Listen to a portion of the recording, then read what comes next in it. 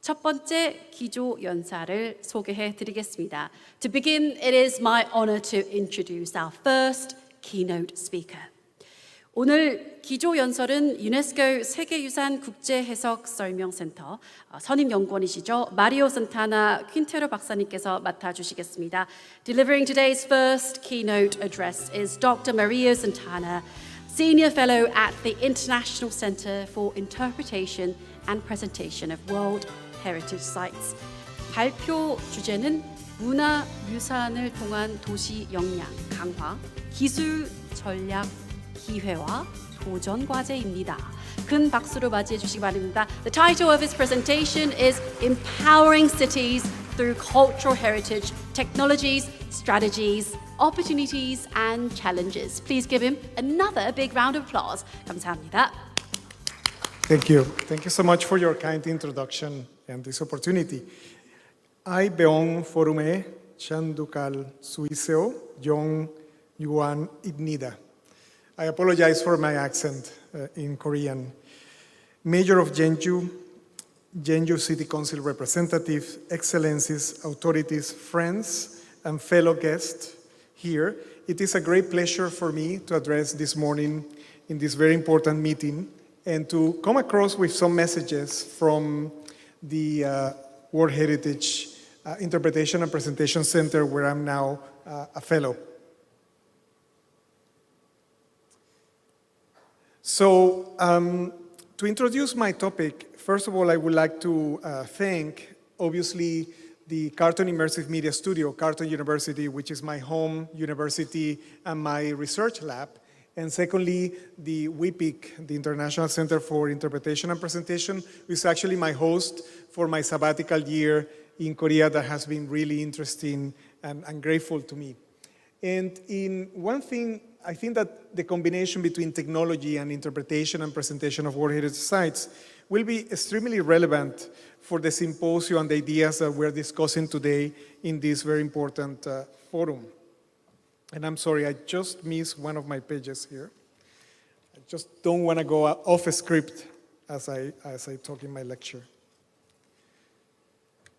So I will be talking about different topics, and in these topics are based on my professional career. I have been working for the last 30 years with different organizations such as the Getty Conservation Institute, UNESCO, the International Council of Monuments and Sites, where I was the past Secretary General, and obviously WIPIC. So the next slides will illustrate some of the work that we have conducted professionally and also scholarly. So the Jeonju Future Cities Forum reflects on the idea of sustainable future. And when I was looking at the concept note of the forum, I see myself very associated to the ideas that the forum is trying to convey. You know, preserve the tangible and intangible cultural heritage, a living ecosystem. Our colleague Daniela from the Embassy of Portugal already mentioned this, an ecosystem. And how can we create an effective ecosystem, right? I remember my days in high school where we talked about biology and ecosystems and so on and how they work together in a positive way. So in the forum today, I will be dealing with basically these topics. So I'm going to talk a bit about cultural heritage assets in an urban environment. And I will use the topic of historic urban landscapes, which is a concept developed by the UNESCO World Heritage Convention. And then I will be talking about threats and climate change, technologies transforming digital innovation and ethical issues, because with technology, ethical issues also come really important, and some of the emerging trends, and I will mention the UNESCO chair on digital twins. And then I will wrap up with some call for action in my lecture. So in the first topic, let's talk about historic urban landscapes. But before we go there, let's talk about the assets that we can find in a city. So we can find tangible and intangible aspects and assets. We can find movable and immovable. Some elements are above ground, some elements are underground, and some elements are underwater. So basically, we have a very strong array of these different assets that we can find in historic cities, right? And in the world of legality, the international community is governed by different cultural heritage conventions being drafted by UNESCO, and actually Korea is very active in all these conventions. One of them, obviously, the World Cultural and Natural Heritage, and actually Korea is going to be hosting the next World Heritage Committee meeting in Busan next year, and I'm really looking forward to come back for that. So when we look at HUL, it's a concept that was developed in the late years, where we went beyond the fact of a single site building, archaeological site, and we moved to the city. The city as a living ecosystem, as a landscape that is very dynamic. And this concept tried to go beyond that idea of the historic center, the ensemble, and actually find all the different things that make the city really historically valued. And in the concept, it's an operational framework. I won't go into much detail. There is a lot of information on the World Heritage website. It advocates strongly for local solutions to its management, urban heritage as a resource for the entire city, rather than an obstacle. So we have to see the heritage assets actually bring more opportunities than they bring challenges, specifically when we talk about climate change, when the sites that are already, the buildings that are already constructed are probably more efficient if we're looking into this zero waste than buildings that need to be constructed new. So when we look at the World Heritage Convention and the things that it mentions attributes, and these attributes are full of values, and we need to understand them so we can preserve that city. And the values are also attributed by different cultural backgrounds. So for what me is important as I come to Jeonju as a visitor, it will be completely different to someone that lives here, right? So we have to compromise with these elements. In the UNESCO World Heritage Convention, we have what we call the outstanding universal value. We have some cultural criteria, some natural criteria. A World Heritage Site, to be able to be listed, needs to meet at least one of these criteria. I want to look at criteria number 6, associated with events or living traditions. And this is a very crucial element because as we see now, we're moving towards also looking at that intangible dimensions that we see in cities. So attributes, or what we call in Canada, character-defining elements, can be, the forms, can be buildings, the location, the spatial configurations, its associations, and all these elements that retain that heritage value. When we talk geography about the extension of this territory that we want to protect, and in particular in cities, we have what we call a property, which is really strongly protected. Then we have the buffer zone, which is an area with less regulations, but allows to protect that core zone. And then we have the wider setting. And in the wider setting, in the property, we have attributes, we have components, we have sites. When we look at the World Heritage Convention, sometimes we have transboundary nominations that actually gather many cities together in many countries. So the convention can extend for very large geographies. Now, I like this concept about the area of influence and action because this is very relevant to Korea, as Korea, a flagship of development, right? So if we look at one example in Korea, here the physical integrity of the Jungmyeon tombs of the Grand Internal Prince Jeong Queen Incheon, which is a World Heritage Site in Incheon near Seoul, we see that there is a big development constructed, avoiding the view from the late king towards the mound that is behind these buildings, right? So even though that area is not on the buffer zone of the World Heritage, it's on the area of influence, it has impacted visually that intangible value of Korean culture. So we need to try to preserve cities by looking at the wider aspect and how those heritage sites not only are physical buildings or archaeological sites or elements, but also have that wide area of influence that make the space and those intangible values so important. But I know from many colleagues that Jeonju has been actually capitalizing a lot on that aspect, in particular, playing with the legal framework to be able to find a city that is very well managed and that the heritage assets are being conserved. So in outstanding universal value, we need to meet the criteria where I told you we need to have physical integrity, we need to have authenticity, although I don't want to talk about that concept, and then we need to have good protection and management. And I think that Jeonju has been doing a great job in that particular.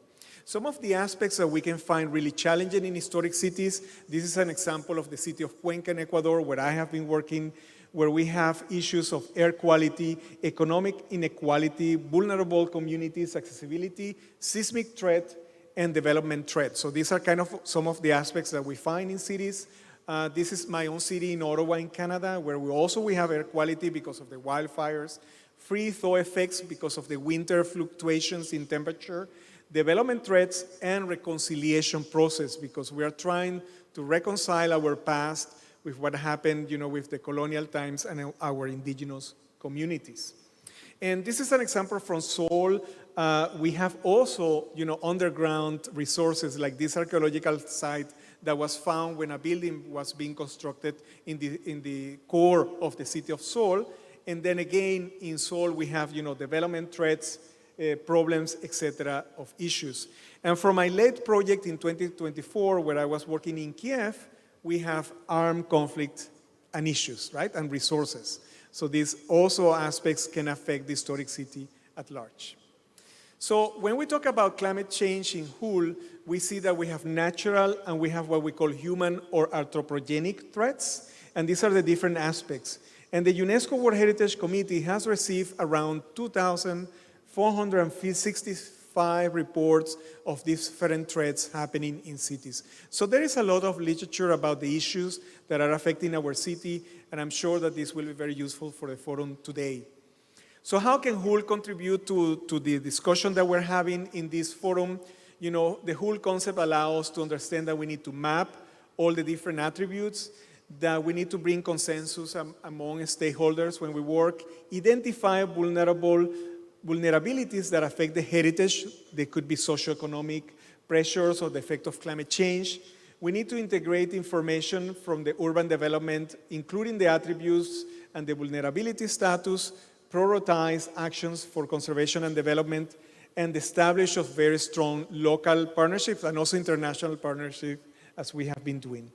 So what are the technologies? I am a technologies person. I work a lot with devices that allow to capture the state of conservation of cities and historic buildings, but technology is widely used in heritage. It's used from the administrative work all the way to the monitoring, risk preparedness, etc. So, and when we collect data, we always have a planning phase. We acquire the data. We process those digital raw materials into some derivative that can be used for information systems, representations. Then we present them, and we also need to archive them. Here you see a whole range of devices. These are, topographic devices, laser scanners. Drones have become really popular lately. Here is one of my researchers working in a site doing 3D scanning, so actually collecting the physical geometry of this historic site in the Yukon in Canada. Here we see a mobile scanner, very fast in acquiring data of the geometry of cities, as the person just walks and collects point clouds, and this can be used for the management of all kind of assets. And we generate point clouds. This is a project in Nepal some time ago where we generated millions of points of that particular historic elements of the city of Bhaktapur. And then we have drones, aerial photography and photogrammetry. Photogrammetry is the science to collect measurements from photographs. So we use several images and then we create three-dimensional models. And here, I can show you one short video of some of the assets that we were able to collect in the San Sofia complex in Kiev. We did a risk emergency project there with UNESCO and ICOMOS. And here we collected information with the drone, different images, and we were able to create very detailed three-dimensional models of the aspect of the metropolitan residence. Then we went into other buildings such as the bell tower that you will see in a minute. The bell tower was near the bell tower, there was a hit from a rocket. So there is an issue of stability. So the idea of this record was to understand if the bell tower was actually moving and so on. And let me just go further. So given that the short time of my lecture, I cannot extend my information about technologies, but if you're interested, I'm here for the next 2 days so we can talk a little bit further about that. So digital innovation and ethical issues. So we have technology, we have culture, heritage, but we also have equity and rights. So when we collect data, it's like when you go to the dentist or the doctor, he collects some information from you. You don't want anyone to know that information unless you disclose it. And I find the same trust that we require in heritage. We collect information, but unless we have the permission from the right holders, we cannot share the data, right? So we have digital assets that we keep them in a platform. It could be a repository, a cloud, and then we interact with them. So interfaces such as web interfaces, interactive, mixed reality, and that's the way we play with the data that we have collected. In this example here, you see 4 typologies of temples in the Myanmar in Bagan. We were working there with the Getty Conservation Institute and the Department of Archaeology in Myanmar, and we developed these models to do seismic performance of the temples in the event of an earthquake. Or in this example here, you see one of our students looking at a display in China in one temple where you can see the physical pagoda and then you can depict the pagoda and you can see the different details. So this is kind of some of the interactive technologies that we have now. Now we move from physical inventories to identify historic assets. Nowadays we're talking about digital twins. So actually bringing everything digitally and working with sensors to collect information about it. I often get this question, what is a digital twin? I always use this thermostat. You have a thermostat at home, it's connected to your mobile phone. You can change the temperature from your office of your home, and this will trigger a mechanism in your apartment that will change the temperature. That's a digital twin, basically. It doesn't need to be a very sophisticated three-dimensional model of the entire city with all the assets. It could be a very simple system that is determined to monitor different aspects that are really important to the upkeep of an historic city or a heritage asset. And that's actually what a digital twin is. And in the digital twin, we can evaluate, heat, free-thaw effects, air quality, fire safety, impact of visitors, shadow, traffic, communities, humidity, attributes, seismic vulnerability, pollution, and vehicles. And these are just examples of the things that we can monitor using digital twins. So we have static data, real-time data that we collect, also online data in this system that we combine. But as I said, we need some ethical commitment in the way that the data is used. So often we look at the FAIR and the CARE principles, which govern the use of digital data. And then we also have books like from the Getty Conservation Institute on how to conduct inventories and surveys, especially for historic sites or historic cities, and also some specifications on how we collect the data. So these are just very simple examples of the things that we need to take into advantage. So there are 5 core challenges in digital technologies, in my opinion. Imbalance, investment, and limited local benefit, inclusion of the local participants, technology dependence, and digital inequality, lack of capacity in many cases and knowledge transfer, unbalanced governance and collaboration models. So these are the kind of things that in my field as a scholar, we need to tackle. So for that reason, we have created recently the UNESCO Chair on Digital Twins for World Heritage Conservation between the Carleton University in Canada and the Universidad de Azuay in Ecuador, but we have a strategic network of partners across the world. For the next 4 years, we are trying to see how digital twins can be useful for heritage.